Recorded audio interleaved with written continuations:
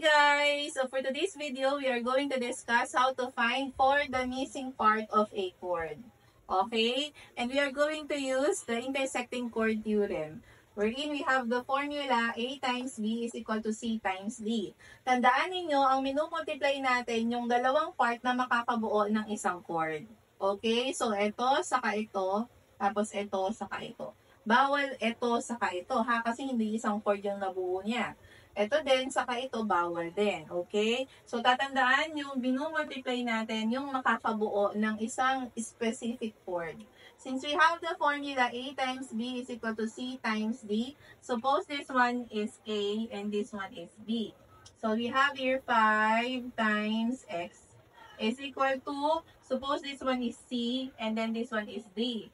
We have X plus 4 times 3. Okay? So, 5 times x is just 5x is equal to, eto, i-distribute lang natin, ha?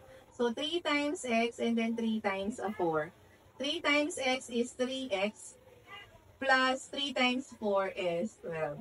Okay, kung mapapansin nyo, parehong sides may x. So, pagsamahin natin sila sa isang side, i-transpose natin si 3x. So, si 5x, kasama nyo na si 3x. But positive siya, tinranspose natin, magiging negative 3x na siya. Is equal to 12. What is now 5x minus 3x? So, 5 minus 3 is just 2x is equal to 12. X lang yung need natin.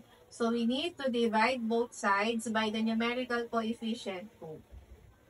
Para makancel na siya. So, what we will have here is just x equals to, what is 12 divided by 2? We have 6. O, ha? Ang dali naman. I-comment niya kung madali lang, kung nakakalito ba. Okay, now we try to solve for this circle, ha? What will be the value of our x? Okay? Don't forget to follow for more math videos. And remember that sharing is caring. Bye!